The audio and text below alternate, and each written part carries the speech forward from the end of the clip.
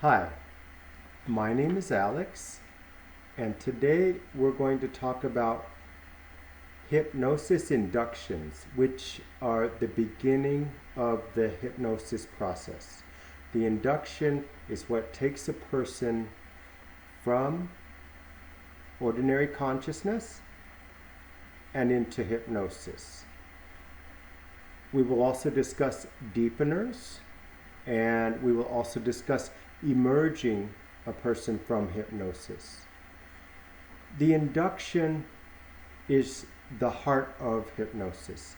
Yes, therapy work is very important, but you can't get to that until you master the induction. Over the several years that I've been doing hypnosis, my induction has evolved into the method I use today. And so I want to share with you my favorite hypnosis induction. It's something that is unique to the spiritual hypnosis that I do. And yet, it also incorporates standard hypnosis principles like the Elman induction. So some parts will look very familiar to you when compared to your most popular hypnosis inductions, and other parts of this induction will look very unique because spiritual hypnosis is unique to clinical hypnosis or stage hypnosis or street hypnosis. This is a very unique genre. So I'm going to begin explaining my standard hypnosis script.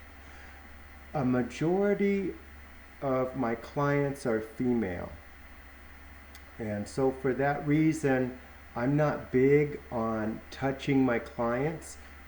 Now, all of my hypnosis now is online because of COVID-19. There's no reason why I should have an office and invite people to come in and risk infection of coronavirus when online hypnosis is every bit as effective. And I mentioned that most of my clients are female, and for that reason, for me to touch a client, personally, I think I lose trust. If a lot of hypnotists will do the arm drop to test to see if the client is deep enough for hypnosis.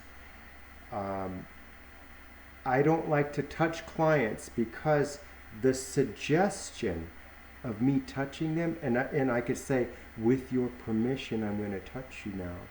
But hypnosis is such a suggestive state that if they think that maybe they got touched inappropriately, that could manifest in a memory, a false memory of being touched.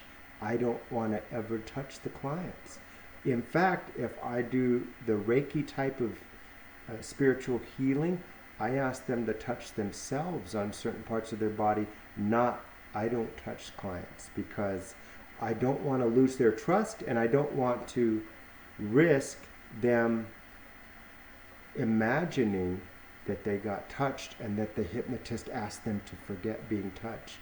Remember, many of my clients are victims of sexual abuse in their past, so they're already, a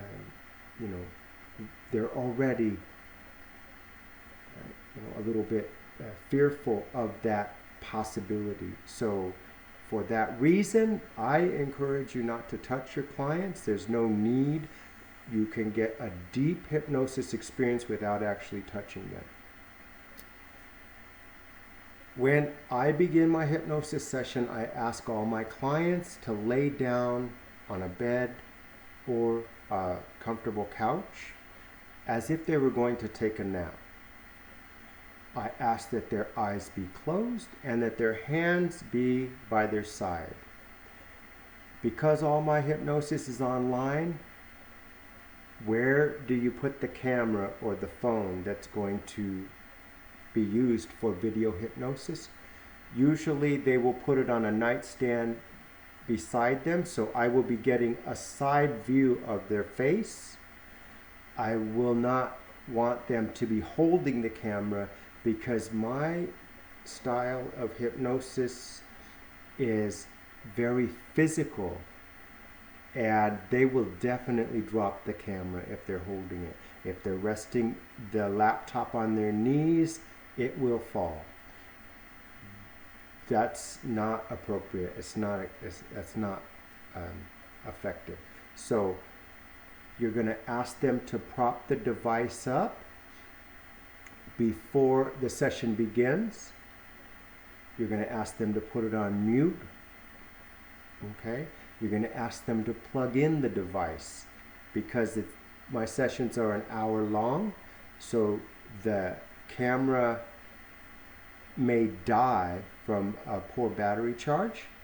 So we want to make sure the device is plugged in. A video connection drains the battery much more than a simple conversation on the phone.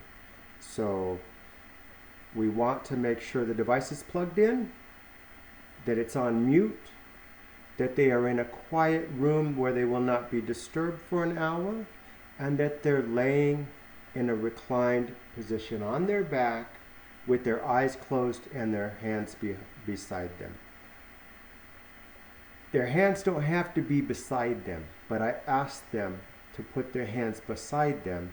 That is a test in itself of their compliance, their willingness to cooperate with the hypnotist. Because we're doing an elaborate dance, okay? They have to cooperate at every step or the dance does not work. And so to get their compliance, I'm gauging them on their receptivity to my requests. I don't like to make direct demands. I'm not that type of a hypnotist. You will do this. I will use a more compassionate and caring suggestion. I will make strong suggestions. If I do make a strong demand or a suggestion, I will say, I am speaking to your subconscious now, and I'll make my demands. And I talk like I'm talking a parent to a child. But I don't order my clients around because, again, the trust between the client and the hypnotist is fragile, especially the first session. It's fragile, and we don't want to hurt it by demanding certain. I don't give commands, I make requests. So these requests are very suggestive and almost insistent on a response from them. I expect them to comply and respond, but that's a silent it's not, you will do that. No, you will lose their trust. The same reason I don't touch the clients is the same reason I don't command, because trust is fragile and we don't want to lose their trust. Okay, so the client is reclined. The client is in a quiet room where they will not be disturbed. Their device is all set up, and we are ready for a hypnosis session. Okay, I am a Wim Hof disciple. And if you don't know who Wim Hof is, you should pause this video, go online, and check out Wim Hof. He is my personal guru. I have been a Wim Hof disciple for almost 3 years now. His method is powerful. And briefly, without getting diverted, I want to say this. I do power breathing every day, and I take cold showers every single day. So this is part of the Wim Hof Method, and for that reason, I use power breathing as an induction for hypnosis. And here is my rationale for that. The standard hypnosis uh, goes like this. The standard hypnotist, he goes, you're getting sleepy, you're getting sleepy, sleep, sleep, relax, going sleepy. And then your consciousness is slowly relaxing like this, right? As if there was a swimming pool, okay? And you're floating at the top and he's asking you, go deeper, sleep, relax, go deeper. And you're just drifting deeper into the swimming pool. I do it a different way. I ask you to climb on a 20-foot high dive and you climb up, up, up. That's the Wim Hof Method. Then when you dive into the swimming pool, oh, you go so much deeper. You go so much deeper. And so we use deep breathing to achieve a hypnosis induction. And so here's the script that I use to achieve the deep breathing. First, I'm going to telegraph what's going to happen. I'm going to state it. I'm going to say, this is what's going to happen. And then we jump right into it. So I say, we are going to use deep breathing to awaken your subconscious. In a moment, I will ask you to breathe as hard as you can, fast and deep breaths for about 2 minutes. This is going to flood your brain with oxygen and awaken your subconscious. Then I'm going to ask you to hold your breath until you feel the urge to breathe. When you feel that urge to breathe, you can relax and breathe normally, and you'll feel yourself drifting into a deep hypnotic trance.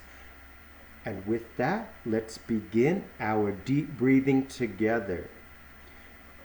And after I say that, I immediately start breathing hard and fast breaths like this.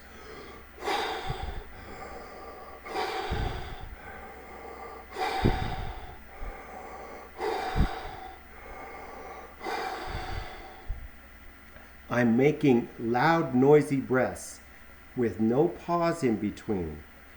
And I'm encouraging them to do the same. I'm watching the rise and fall of their chest. I'm listening for the sound of their heavy breathing. If their breath is shallow or they're just not doing it, I say, you can do better than that. Fast and deep breaths. Your lungs are strong. Come on, give it. Let's do this. Deeper. You can, and I'm pushing it. I usually don't have to push them because by doing it with them, I'm giving them a clear example of how I want them to breathe. Most people they never breathe this way unless they're running a marathon, okay? This is flooding their system with oxygen, and it's triggering the release of lots of hormones. Every part of their brain is activated with this intense oxygenation of the blood. This oxygenation of the blood triggers lots of neurochemicals that I don't have time to explain, but the chief neurochemicals are this. Adrenaline kicks in. When you hold your breath for a long time after oxygenation, your reptile brain thinks that you just ran from a predator and now you're hiding. And that intensity triggers a big dose of adrenaline. The adrenaline has a magical effect on your mind. In fact, many Wim Hof practitioners will tell you about mystical states that they've achieved with nothing more than deep breathing. This power breathing really does take you to an altered state of consciousness. Okay, it's also known as shamanic breathing, holotropic breathing. This is powerful stuff, okay? This is powerful stuff. So I'm watching for them to do it correctly, all right? Every 3 breaths or so, I'm going to say a hypnotic statement. either a direct suggestion or a pacing leading statement. And here are the statements. I'll say, stay focused on the breath, and then I'll take 3 more deep breaths with them. I'll say, fast and deep breaths, filling your lungs with oxygen, filling your bloodstream with oxygen. I'll say, feeling good with every breath. I want to pepper the breathing with these statements to keep them paced correctly. Then, after about 30 breaths or so, I'm going to say, when you can feel a tingling in your face and head, just let me know by nodding your head. And I will wait for that nod. If it doesn't come, I'm going to take more breaths until it does come. Trust me, it will come. Because your head's going to start, sometimes when I do the breathing, I feel like I have a halo of energy all around my head. It is mystical. It's when Buddha said meditation is focusing on the breath, this is what he was talking about. The breath, okay, is power breathing. There's something magical about the Wim Hof Method and this type of breathing, okay? So,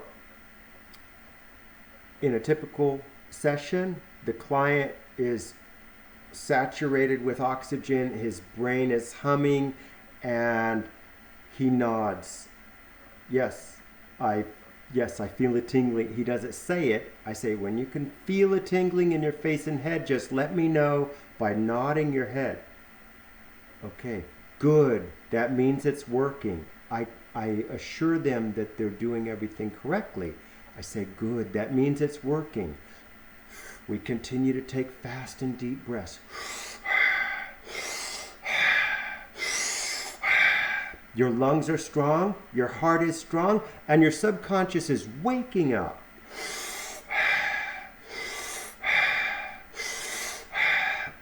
We just keep going. About 20 more breaths or so, I'm going to say this. When you can feel a tingling in your fingertips, just let me know by nodding your head. At this point, they are so overloaded with energized blood.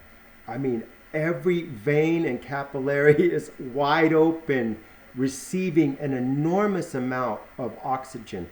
And because their body is perfectly still, you see, the only time you get that level of oxygen is when you're running fast as you can, when you're doing something extremely physical. But what if you're just laying in bed doing nothing? You're perfectly still. All that oxygen goes straight to your brain, and it releases an assortment of brain hormones, chemicals. It stimulates parts of your brain that have been dormant for quite some time. Parts that are only used when stimulated in this way. So, when it reaches the fingertip level of stimulation and they nod their head, yes, when you can feel it tingling in your fingertips, just let me know by nodding your head. Now I know we're ready to go. I go, good, we're almost there. A couple more deep breaths, because at this point they're going, is this guy crazy? Is this guy crazy? This is the most intense experience I've had in a year. So they're like, what is going on? But here's the real magic. They feel. At first they were wondering, is hypnosis going to work? And now they're going, oh, wow, this is super intense. Oh, their head is humming. Their fingertips are tingling with energy. And I say, we're almost there. A few more deep breaths, and I say, I want you to take 3 more deep breaths and then hold your breath until you feel the urge to breathe. You'll be able to hold your breath much longer than you normally can. When you feel that urge to breathe, you can relax and breathe normally, and you'll feel yourself drifting into a deep hypnotic state. You're doing perfectly. Now, that's the second time I told them what's going to happen, which means I am giving them a direct suggestion. I'm giving them, I'm saying this is what's going to happen so they know what to expect. Their expectation will create the desired result. So, they take 3 more deep breaths, they hold their breath. Now I'm watching them. Some people can hold their breath quite a long time. Other people, they've just been through a whole lot and they can't hold it very long. It doesn't really matter to me, but I'm looking for their compliance and their effort, because the effort they apply in the breathing tells me how serious they are about hypnosis. Okay? So they take these, they've taken the deep breath, they've held it. Let's say that they're still holding it. I don't even wait for them to release the breath. I go right into the next part of the induction, which is eye lock. Okay? Eye lock is used in many popular hypnosis inductions. I like it because it can be done easily remotely, and it is a powerful convincer that they are under hypnosis. And I'll tell you the secret. After you do that heavy breathing, and then you release that breath, it's easy for you to, do the eye lock. Only 1 in a couple hundred people ever are able to open their eyes when I say your eyes will not open. Your eyes cannot open. And if they're stubborn enough to open their eyes after I say they cannot open their eyes, guess what happens next? We're going to do another breathing round, because I'm a Wim Hof disciple. I did 5 rounds of breathing this morning, okay? So it's because your resistance to my suggestions is all based on your stubbornness. I can literally remove that stubbornness from your mind with another round of breathing. Somehow you got lucky and your stubbornness persisted through that heavy breathing. It will not persist through the second round. It won't. You will not. This is the power of this method, okay? It is the most powerful induction I've ever seen. As a matter of fact, there's a hypnotist in Mexico, and he has a huge tent for his performance. He's a stage hypnotist, and all he does is the shamanic breathing, and people leave that event transformed. They have mystical releases of dormant emotions that are trapped in the body. It's a mystical thing, and that's why, as a spiritual hypnotist, I am so fond of the power of breathing, because I can get to the core of the emotions. I can get to the core of, the mind is alive and open. It's wide open with this method. So this is nothing like other hypnosis inductions. But here's how the eye lock part of the induction goes, okay? It says, I want you to focus your attention now on your eyelids. Focus all your awareness on your eyelids. Give your eyelids permission to relax completely. It helps if you imagine your eyelids are heavy bags filled with sand. They are so heavy and sleepy, they just want to stay closed. You can relax your eyelids so much, they simply will not open. Go ahead and do that for me now. Relax your eyelids so much, they simply will not open. And when you're certain you've relaxed your eyelids so